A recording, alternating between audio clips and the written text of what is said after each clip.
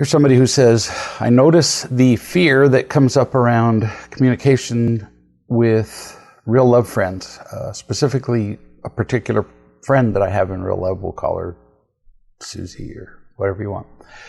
She asks for advice, and I have to consciously get to a place of no fear before I reply, checking first if I feel that she's just wanting to be heard, whether she wants a wise interaction, whether she's asking for specific practical advice, whatever.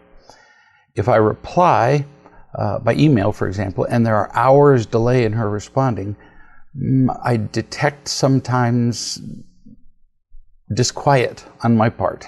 If it's overnight, I sometimes interrupts my sleep.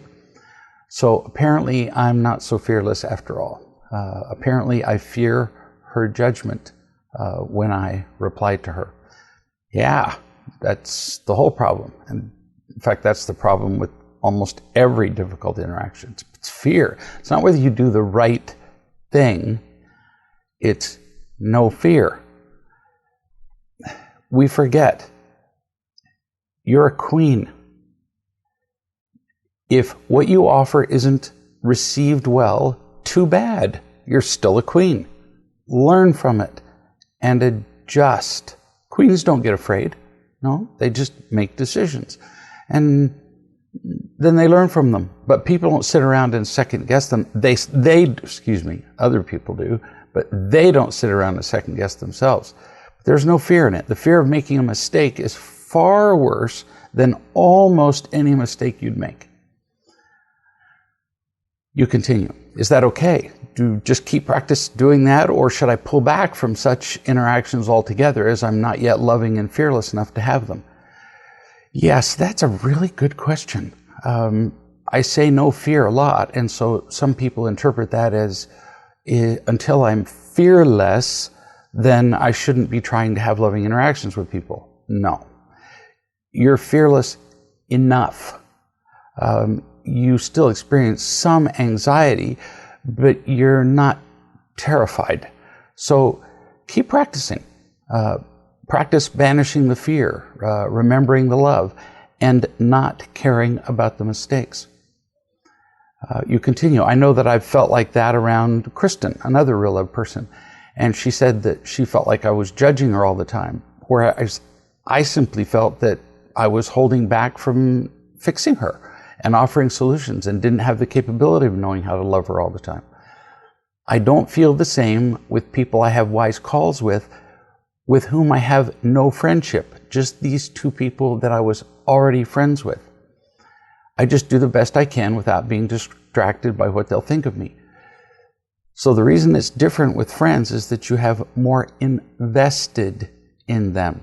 You have more expectations that they will still care about you, even if you make mistakes, and you believe they have more expectations of you. So it turns out the friendship sometimes gets in the way because of the mutual investment. And with practice, you'll learn to stop the fear with friends. Just be you. Then either they accept you or they don't. I get asked this question all the time. Well, as I change my behavior around people that I've known all my life, as I'm learning the principles of real love, won't there be some people who won't like me anymore? Yeah, absolutely. Since your friendship began based on a foundation of imitation love, of course some people will leave you when you change the rules. In their defense, everything was going along fine, you changed the rules, and even though the rules are better, your relationship would be based on unconditional love, they didn't agree to the rule change. So you move forward, or not to be elitist, you move in a different direction. With real love, they move in the direction that they were going before, which by definition puts you in a different place, doesn't it? You can't control that. And don't try to. Here's somebody who says, a coworker of mine has a habit of completing my sentences.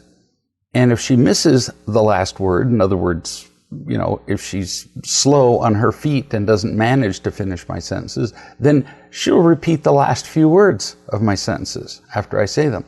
Some days it's worse than others. I've noticed that if I'm in a peaceful, loving mood, it really doesn't bother me.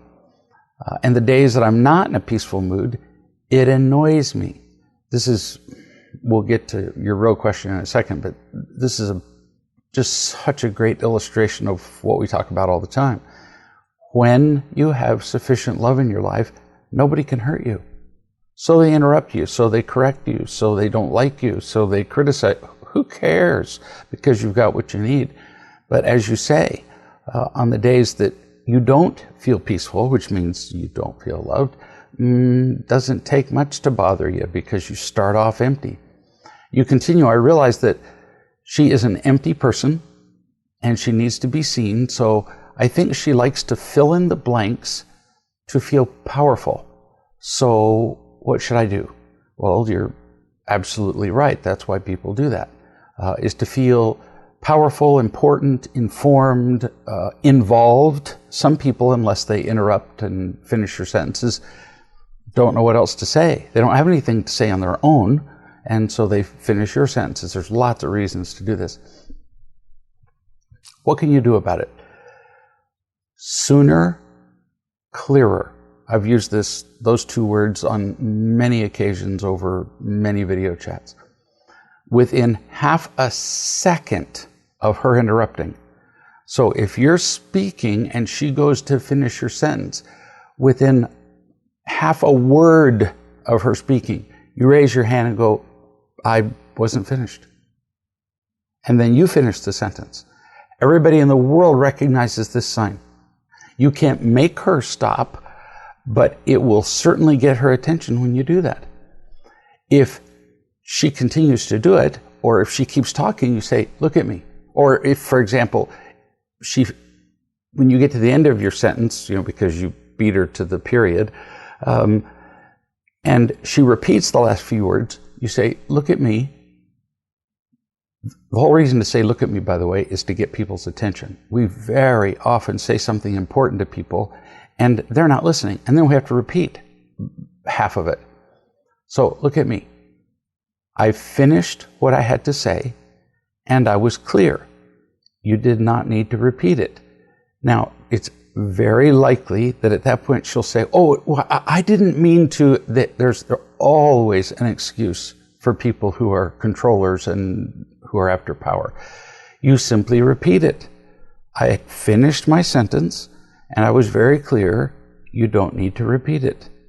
Do not argue with the content of what she says. And if you do this every time, either raise your hand and say I wasn't finished or say you don't need to repeat it, she'll stop. Because if she doesn't, she'll look really foolish and she won't risk that. She'll argue, but again, you just repeat. Do not argue with her. A woman called me and said that her husband criticizes her all the time. And I suggested that, because it's very easy when somebody calls and says, just my husband criticizes every word I say. It's very easy to say, oh, that is just terrible. How do you live with that terrible man? Go get a knife from the kitchen and stab him to death while he's asleep. Sympathy doesn't help. So I suggested that the main problem was not so much his criticism, but her fear. As much as possible, we always address the person we're talking to and try to help them. There's no sense offering suggestions about somebody who's not on the phone. They're not going to hear you.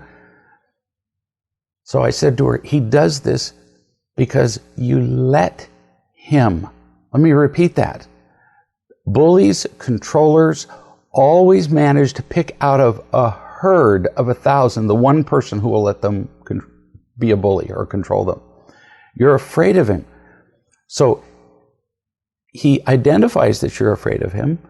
He criticizes you. He does it most of the time without even knowing that he's doing it. And he certainly doesn't know how much it bothers you. So I gave her a suggestion as to what she could do.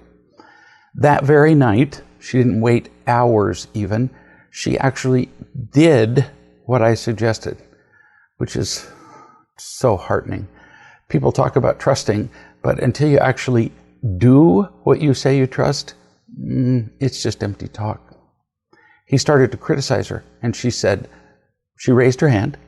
She said, "Mike, you're criticizing me right now." He started to talk. He started to interrupt. She said, "Hang on a sec. You're criticizing me. You do that a lot, and I don't like it." He started to argue again. She said, again, "You are criticizing me. That's not an issue. Whether you meant to or not isn't the issue. You are criticizing me. You do it a lot, and I just don't like it." Now notice that she's not telling him what to do. She's not telling him what not to do. People on the whole really don't like to be told what not to do. She's just informing him about what he's doing and how she feels about it. That's enough. Most people get it from that. When your partner says, "Here's what you're doing to me and I don't like it," you have to be extraordinarily inconsiderate to continue. He started to argue again. She reached over and gently put two of her fingers on his lips, like this, and repeated herself. And then she left the room. She didn't stomp out of the room. She simply put her fingers on his lips and left the room. She's never done anything like that in her entire life when somebody has criticized her. But she had the guts to do what was suggested to her because she asked for help. Within a couple of minutes, he came to find her and he apologized. He said, "I didn't realize I was criticizing you." She says he's never apologized in 30 years. Ever. So, yeah, it's rude if our partners or bosses or coworkers or whoever speak to us with a snotty tone of voice, or they're critical, or they're bullies, or whatever. But if we let them, it's not intentional on our part, but essentially we're giving them permission to do it again. So then they do it again the next time. Well, by now they think they have permission. So if it bothers you, they're going, "What's wrong with you? You've already given me permission." We have to say something. If we don't, they're going to continue to do it. But the worst effect is every time we allow somebody to criticize us or speak badly to us and we don't say anything, we feel small. We feel less worthy. So we end up injuring ourselves. Here's somebody who said at a recent parenting retreat where they used Real Love and Parenting, and I'm reading this just to give you an example of what people learn as they study real love and its various applications. This person said, "I learned that kids love when you give them your time and undivided attention. They love being asked what they want to do instead of telling them what to do and how to do things. Kids love being touched.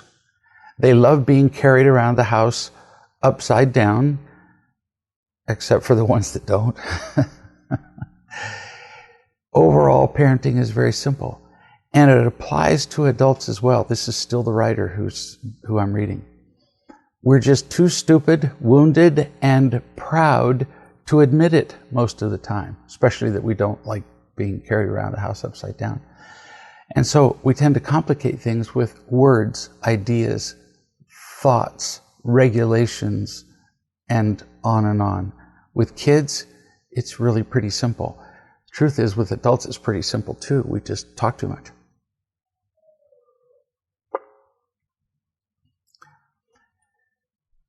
We tend to talk about things being difficult.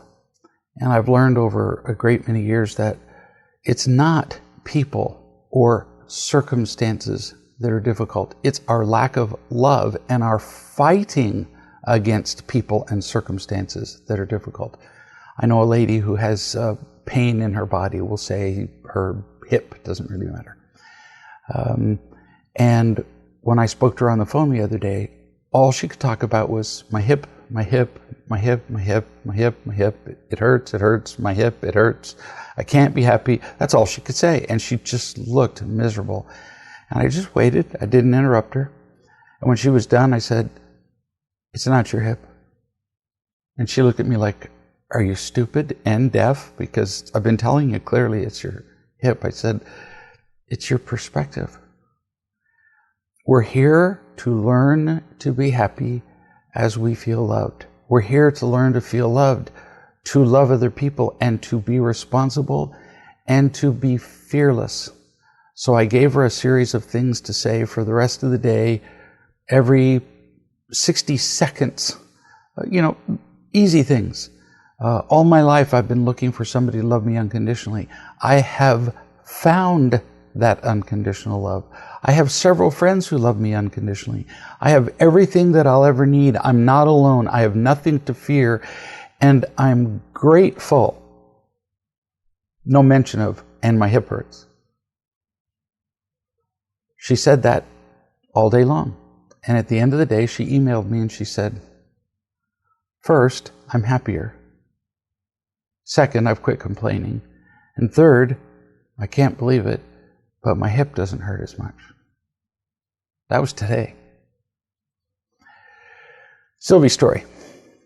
When Sylvie was 4, I'm almost embarrassed to ask Donna how old she is now because she's now 5, so I'm only off a year. When Sylvie was 4, she would sometimes hug her baby sister too hard, Bonnie.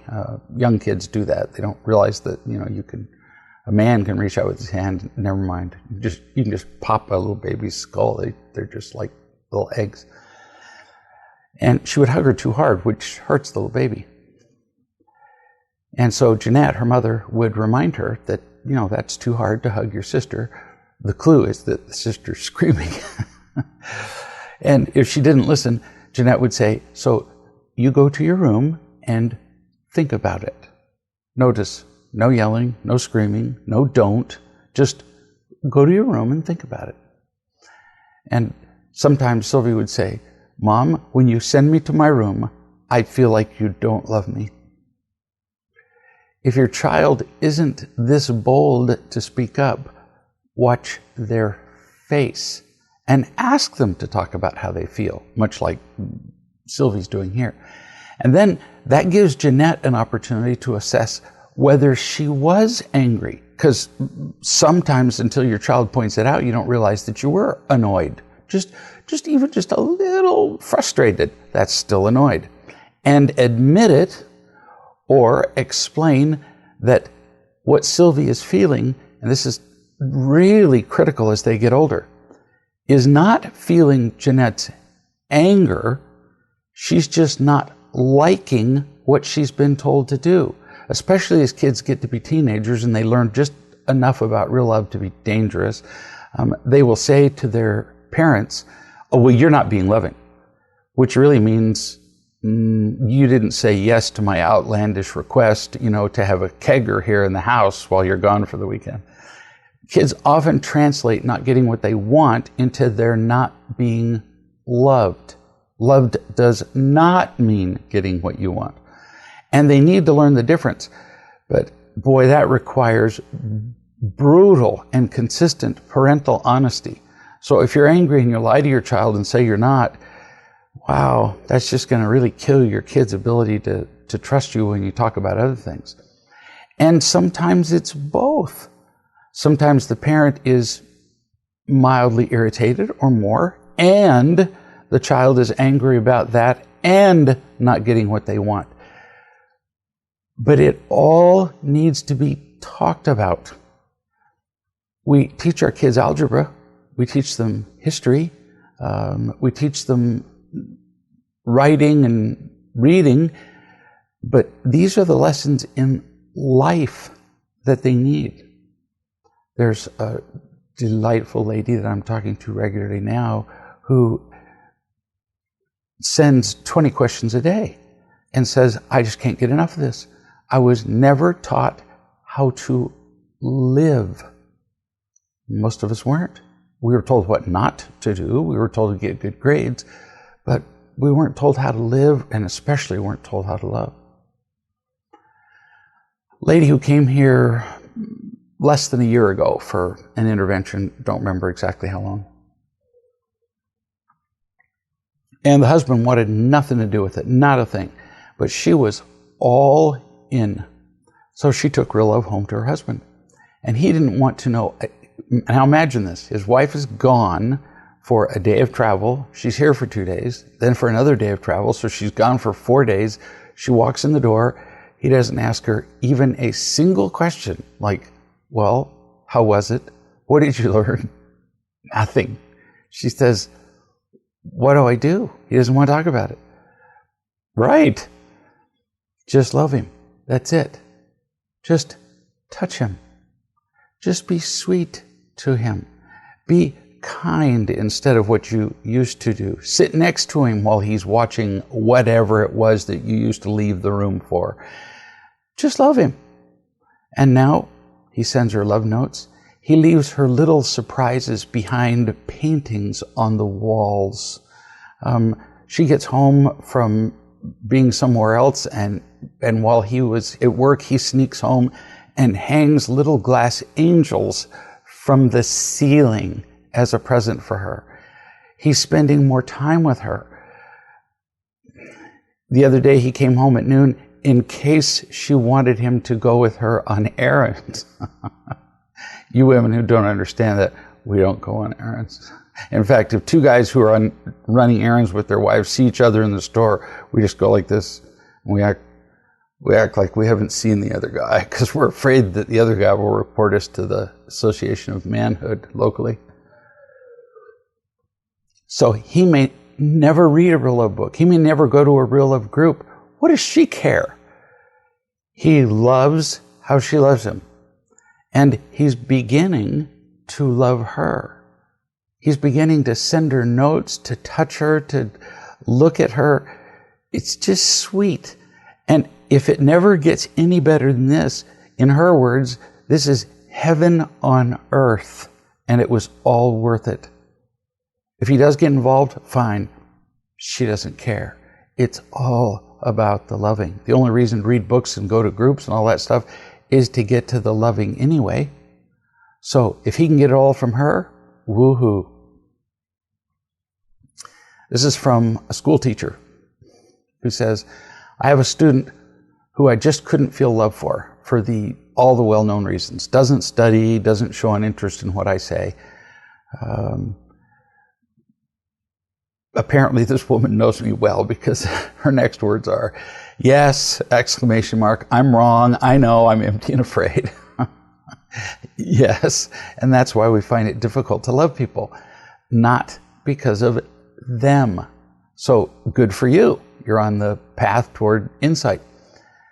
She continues, how do I start not caring about her flaws, the student? How do I see her differently so I can love her like I do the good students? What's the first step? Do you have any clues for this helpless fool? Now, notice the teacher is referring to herself as this helpless fool. What does that mean? She's teachable. That just really makes it easy. The people who are teachable are willing to hear and do anything. The people who are not usually never do hear or do anything except fight and argue and be right. My first recommendation for a teacher would be to read Real Love and Parenting, and right after that, or at the same time, if you can, read one book with one eye and one out with the other eye, is to read Under the Bridge, which explains where kids come from. Most of these kids come from hell. Their homes are hell.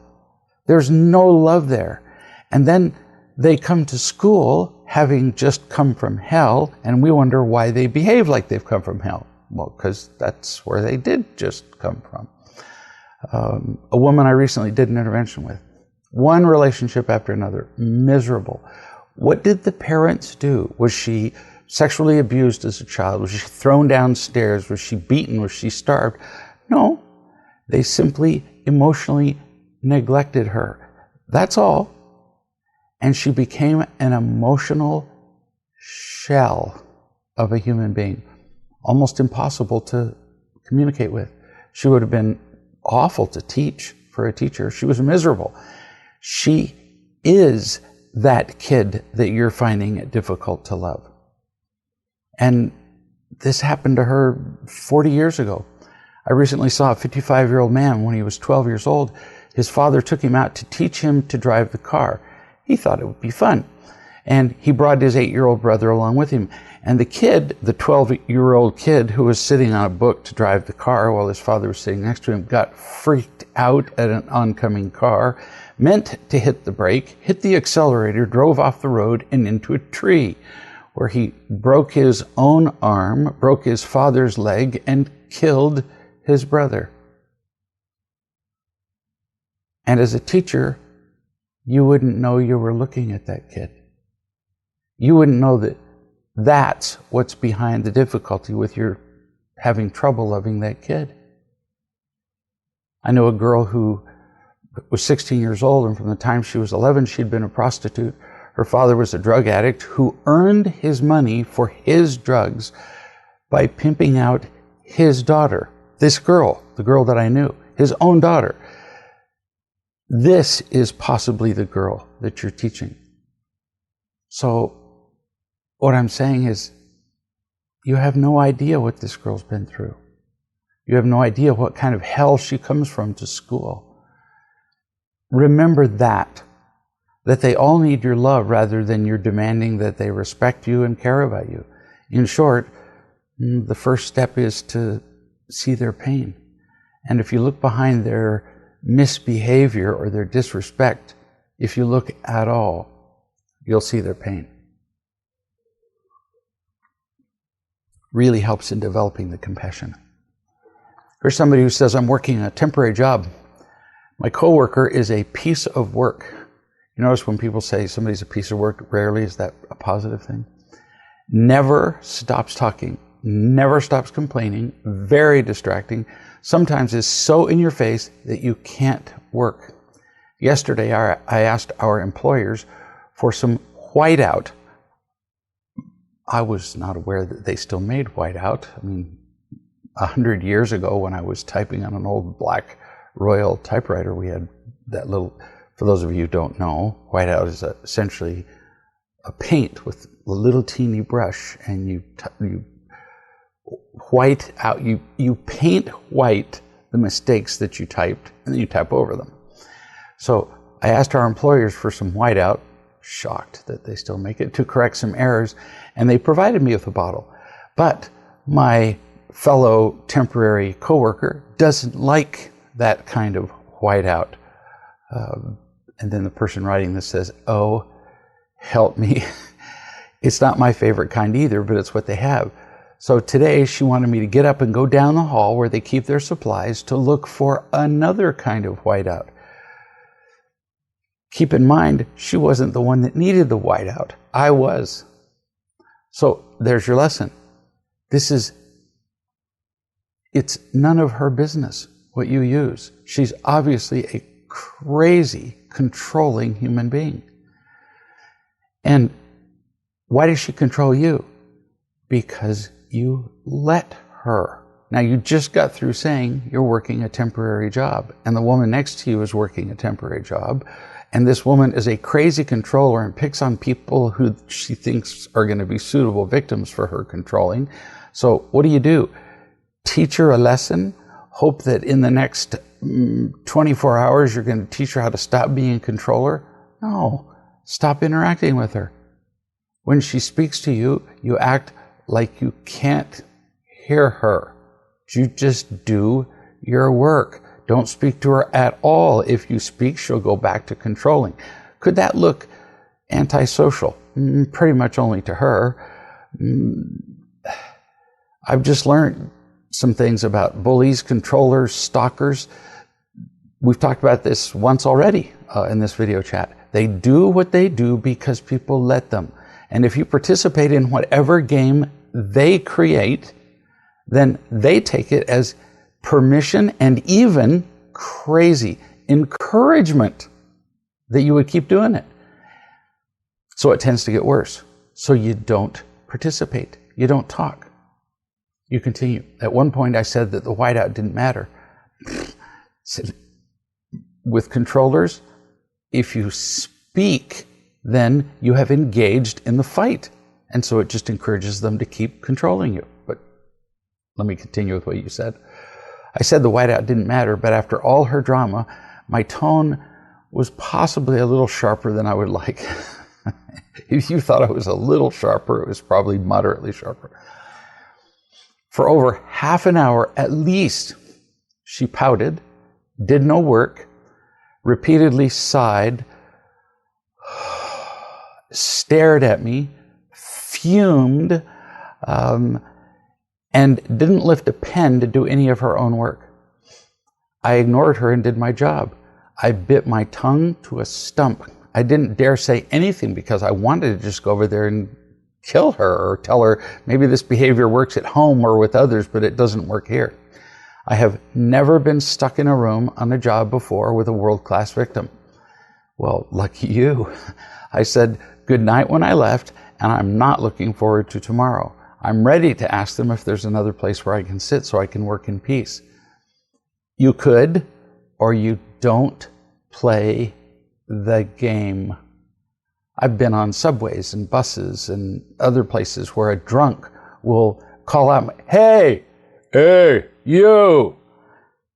If you turn and you speak to the drunk, you deserve everything that happens after that. You don't engage a drunk and you don't engage a controller. But if she keeps it up and her craziness is distracting enough, then you may have to request being transferred somewhere else. But you have to remember that you're a temporary worker, and temporary workers are by definition disposable. And if you speak up first, the likelihood is very high that they will regard you as the problem and they'll boot you out instead of your annoying coworker. Just saying. Here's a mother who says, I know she's a mother because she starts off with my daughter, has a new girlfriend. I'm uncomfortable with my daughter's sexual orientation, to be honest, probably for religious reasons. And I'm struggling with how to get over that and to just love her as she is. I know somehow it's my problem, but I don't quite know how to handle this. Well, you do kind of have to get over it. If you're uncomfortable with it at all, it will leak out in the words and the tone you use. It will. And then she'll feel like you don't love her, which will be what you're saying. And then slowly she will isolate herself and her new girlfriend from you, and you're going to wonder where she went. You continue. I've noticed, for example, that we are talking less. So you've already fulfilled the prophecy that your resentment is being noticed and she's distancing herself. You said she often doesn't have much time anyway, but I'm beginning to think it's my attitude as well. Can you help me with this? Oh, I really can. She's your daughter. She's your daughter forever. She's your daughter if she commits a felony. She's your daughter no matter what her sexual preference is. She's your daughter if she likes a different favorite color than you like. She's your daughter. You can give up on pretty much everybody else. No kidding. You can give up on talking to your friends, to your neighbors, to your coworkers. I just advocated that one lady at work put earplugs in her ears if need be to quit listening to the person in the next stall. But you don't give up on your kids. She's an adult and she gets to choose her sexual orientation. You don't. But it's one of 1,000 characteristics she has. So what's your job at all times? She already knows your position on being gay. So it's not like you have to keep communicating it with your not so silent disapproval. She already knows that. You've already taught her your values and she has chosen to reject them. So what's left? As a parent, it's always our job to love and teach. You've done the loving and teaching up till now. Whether you did the loving perfectly, who does? But you did the teaching of values that you wanted to do. She's rejected that. But the loving always remains. With our adult children, rarely is it our position to teach. But it is always our responsibility to love. If you'll treat her as your daughter, not your gay daughter, you'll find it much, much easier. Just as a parenthetical note to the people who are listening, I've heard at least a couple of times since then from this mother, and she went out and did immediately what I suggested. Had the daughter over, had the daughter's girlfriend over, had dinner, welcomed her daughter's girlfriend with open arms, and all of a sudden, surprise, her daughter isn't distancing herself from her mother anymore, which is unusually quick for a kid to get over. Here's a lady who says, my husband can really fly off the handle. He can get so angry that I begin to believe that he's kind of off his head and unaware of what he's doing. So one day, I turned my phone video on in the kitchen, and sure enough, it wasn't long before he got angry, like he usually does. I didn't respond and just waited for him to go away. An hour later, I told him that I had taped him being angry in the kitchen. When I read this, I went, and you're still alive? It was only like 3 minutes, the taping. I promised him that I would erase it as soon as he saw it and that I would never use it against him. I just thought he might want to see what he looks like when he's angry. Of course, that unleashed another storm. Yeah, you think? Because he's already in denial about his anger, and now you have violated his privacy. So I just sat there, and when he calmed down a little, I asked him if he wanted to see it. Again, he stormed out of the room. I would imagine so. Perfect material to justify somebody acting like a victim when they already are.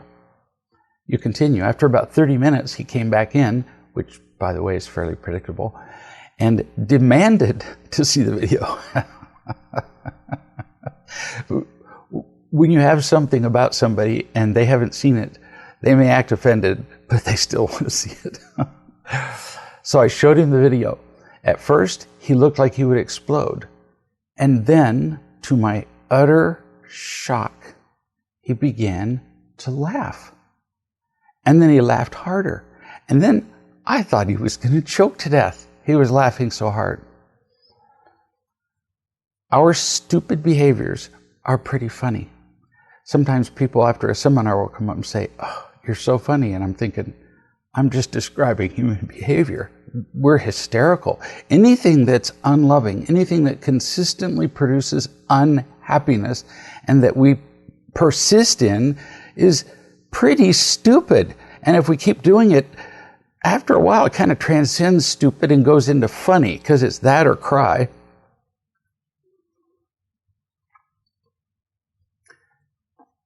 You continue. He asked to see it again.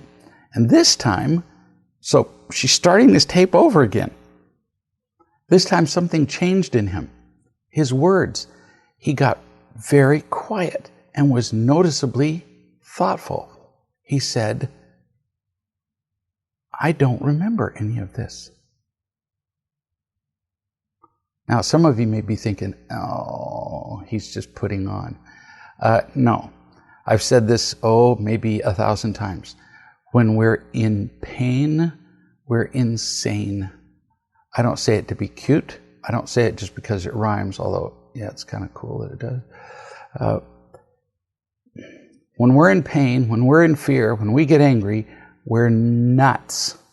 We are not making conscious, rational choices. We're just reacting like animals. And we need to see that. When I used to use drugs, some people do this and some people don't. But many alcoholics experience this. I experienced this as a drug addict. I experienced blackouts where I would shoot up drugs. I would completely lose all awareness of what I was doing. No memory, whatever, none. And yet, still be speaking articulately, still drive the car, still do lots of things, still sit and watch a movie. We used to, back when such things existed, the kids and I used to go to Blockbuster and I'd say, "I bet that's a great movie." And sometimes they'd roll their eyes and say, you thought it was a good movie the first 3 times you saw it. I would black out. I did not know what was going on. And when we're sufficiently afraid or empty or angry or in pain, often we black out. We need to see it. Now, I'm not advocating the taping, although I think that's pretty clever. But I am saying that we need to recognize that any anger is crazy. And if you're really brave, ask the people that matter to you around you, the people who would have the courage to do it. If you ask somebody who's spineless to tell you that you're doing something wrong, you're never going to hear it. But ask people around you who have the courage to do it, to point out when you do. If you have the guts to do that, you're going to be really surprised how often you do some things you don't know that you do. And this man was stunned. She says, I reminded him that I loved him and that you loved him, because I know him. And I just sat with him and he cried. Do you see how just absolutely unpredictable this experience was? He's been an angry man all of his life. She taped it. She thought he would blow up. He did. And then he realized something's really wrong here because I don't remember it. We really don't know how foolish our behavior often is. I've gone back in the very distant past, rarely have I had an opportunity to do this or a reason to, and read things that I've written 20 years ago and thought, oh, if only those words could be obliterated from the minds, hearts, and souls of the people that I ever said them to. She continues, then he began to make excuses for his anger, how I had provoked him, how it wasn't that bad. Just old habits. You'd already caught his attention with the videotape. He had to defend himself just like a reflex. And then he said, he doesn't do it that often. And I said, no, it's a much bigger percentage of crazy than he thinks, and that he's becoming more aggressive. He asked me if I was scared, and I said, not so much for me, but I'm getting scared for your life because it's getting worse and worse. Good for you not to back off when he came up with excuses. Finally, you conclude, he's to the point where if you, this is me still. Sorry, back to me.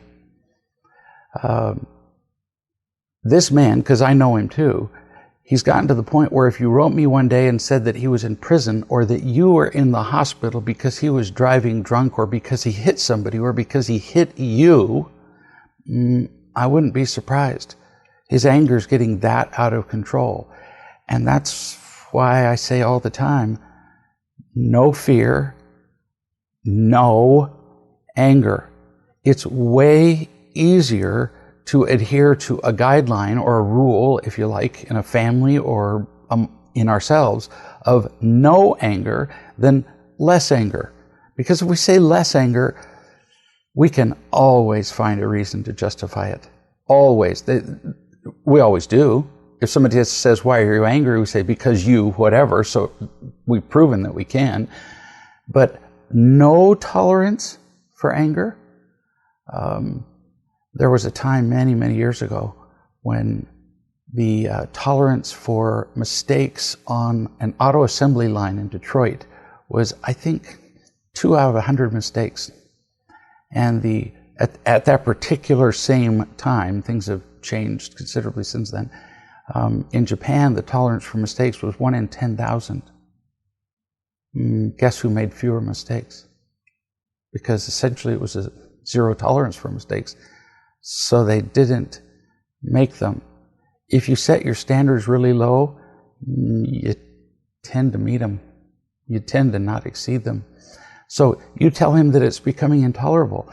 It cannot continue. This is how people lose their marriages. This is how people die.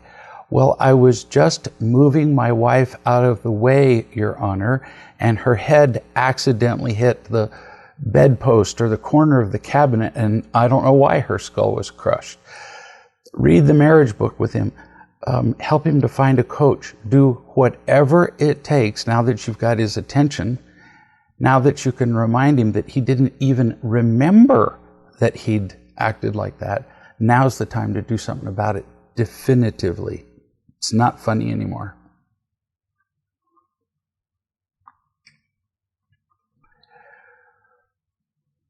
This is from a man who's been involved with real love for quite some time. He says, I know I usually write to you when I'm having problems with Janet, that's his wife. So I wanted to write you when she really did a genuinely loving act. This morning, while I was boiling my water for oatmeal, I turned on the wrong burner. I had left the kitchen to take out the trash. And when I got back to the kitchen, the plastic base to the teapot, I don't know how a teapot has a plastic base, but on the wrong burner was in flames. Whatever it was he'd put on the stove was on fire. Since it was 5:30 in the morning, my wife was still in bed, sleeping.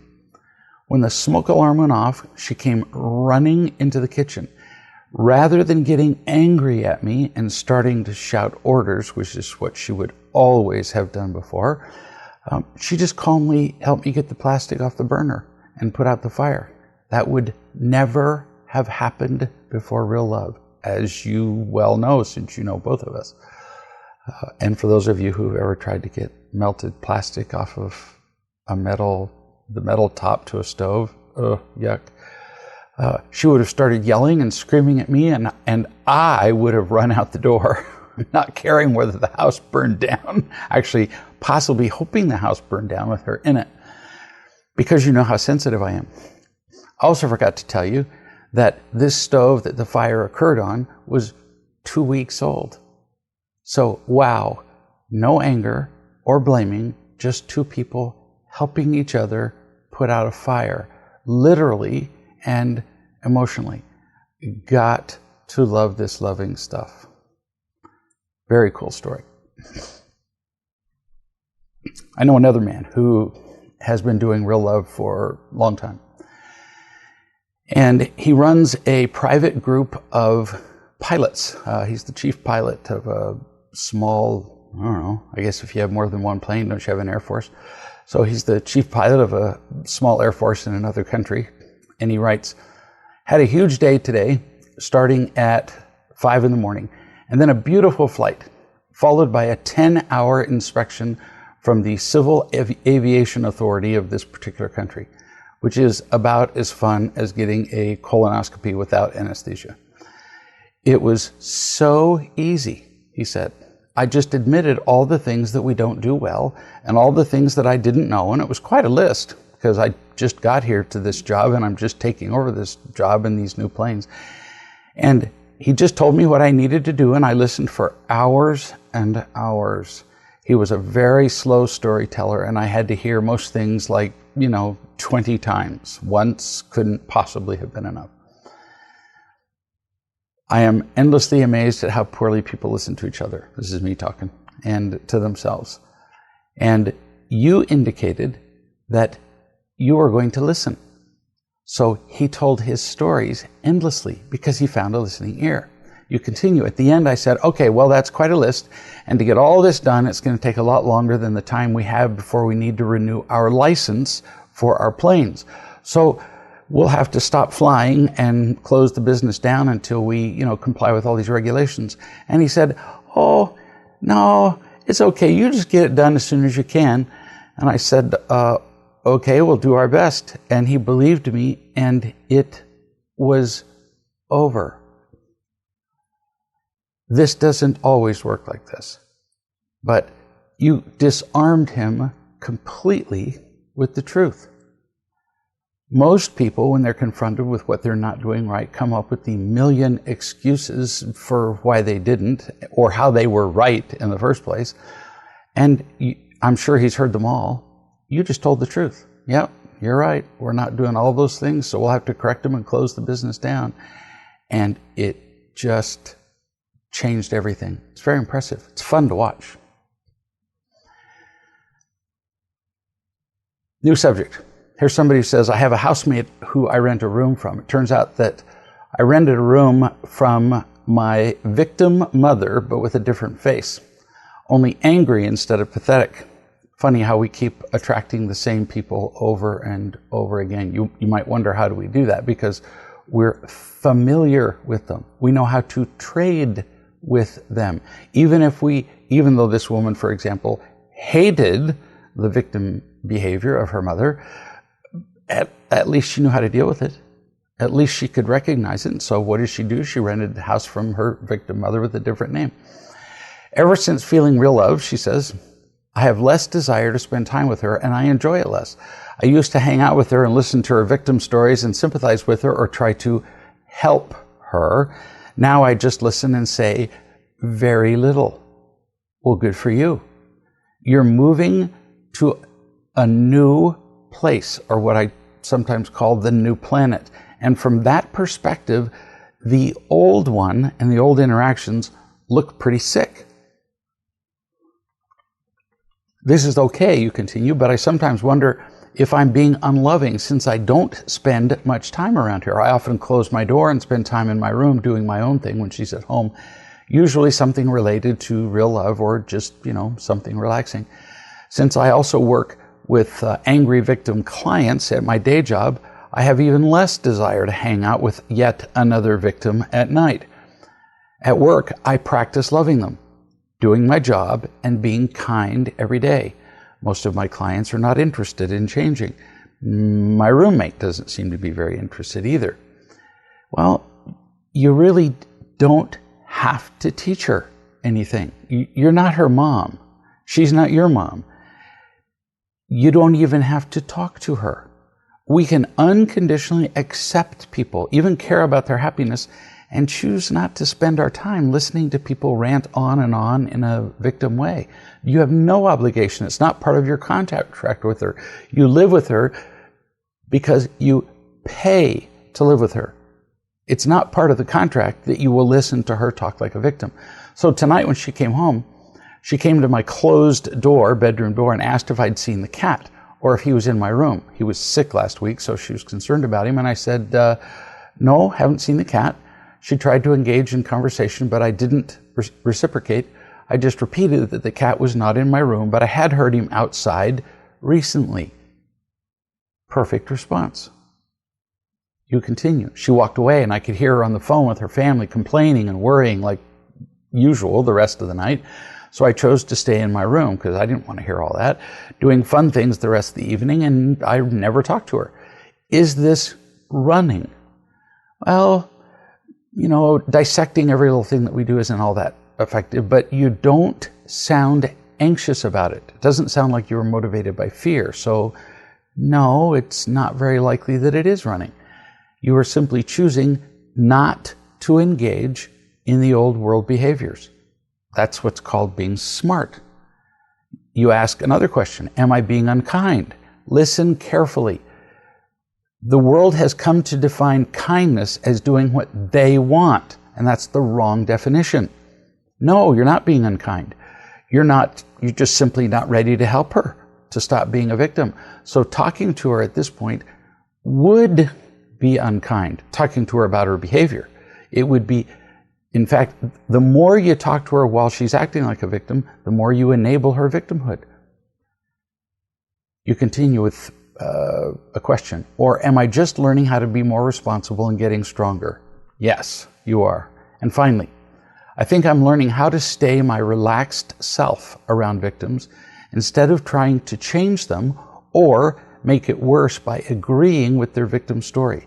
This is a big change for me after living all my life with a really sad, pathetic victim mother and living all my life with myself acting like a victim, which is what I learned from my mother. It really is a miracle. So you're learning how to change your life, and you're also learning how not to be pulled back into the old life as you interact with people whose behavior is very familiar to you. This is called getting genuinely stronger. Bless your heart. You did what it took. You found the love you needed. You trusted it. I know you, so I know you did this. You remember the love that you had, which is what enables you to interact with, on occasions, with your landlady, and you share your love with others. And as a result, despite the way you were raised, despite the people you're around at work and the lady who owns the house where you live in, you're happy. And so you've seen fulfillment of the promise that we've made many times. Find it, trust it, remember it, share it, and we will be happy. See you next week.